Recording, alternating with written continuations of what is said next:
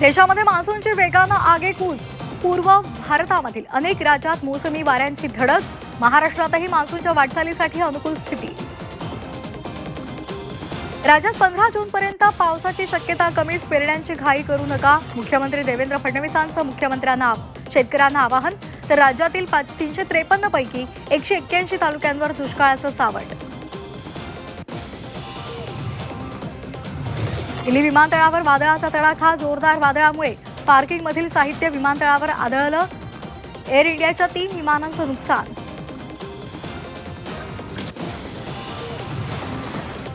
नवी दिल्लीमध्ये इंडिया आघाडीची आज महत्त्वाची बैठक. डीएमके आप पाठोपाठ उद्धव ठाकरेंच्या अप्रत्यक्ष उपस्थितीसंदर्भात साशंकता. तर डीएमके ऐवजी टीव्हीकेचे प्रतिनिधी उपस्थित राहणार का, याकडे लक्ष. रायगडच्या पालकमंत्रीपदासंदर्भात पेच कायम. शिंदे आणि फडणवीसांशी चर्चेनंतरच पालकमंत्रीपदासंदर्भात अंतिम निर्णय. तटकरेंच्या विधानामुळे संभ्रम कायम. गोगावले यांच्या पालकमंत्रीपदासंदर्भात अनिश्चितता. राज्यसभेसाठी राष्ट्रवादीकडून राजेंद्र जैन यांना संधी. राष्ट्रवादीच्या बैठकीत एकमतानं निर्णय झाल्याची तटकरेंची माहिती. तर पुतळ्याच्या मंत्रिपदासाठी हिरवा कंदील न मिळाल्यामुळे छगन भुजबळ यांचा नकार. सूत्रांची माहिती. नाशिकमध्ये भाजपच्या बंडखोरांसोबत गिरीश महाजन आणि उदय सामंत यांच्याशी झालेल्या चर्चेत तोडगा नाही. गोकुळगीते प्रसाद हिरेंनी मागितला वेळ. महाजन दोघांशीही पुन्हा एकदा चर्चा करणार. सामंत यांची माहिती. मंत्री चुकत असेल तर ठोकून काढा. गोंदियातल्या कार्यक्रमात बच्चू कडू यांचा महायुती सरकारलाच घरचा आहे.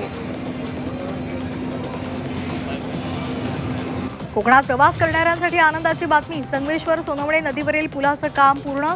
पुलावरून एकेरी वाहतूक सुरू. प्रवाशांची वाहतूक कोंडीतून सुटका होणार.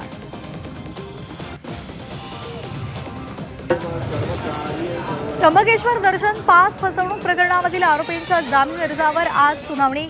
पुरुषोत्तम कडलकसह इतर आरोपींच्या जामिनावर नाशिक कोर्टात पार पडणार सुनावणी. न्यायालयाच्या निर्णयाकडे लक्ष. कांदा उत्पादक शेतकऱ्यांना मोठा दिलासा. नाफेड एनसीसीएफ कडून आजपासून थेट बाजार समित्यांमधून कांदा खरेदी. खुल्या बाजारातील कांद्याचे दर वाढण्याची अपेक्षा.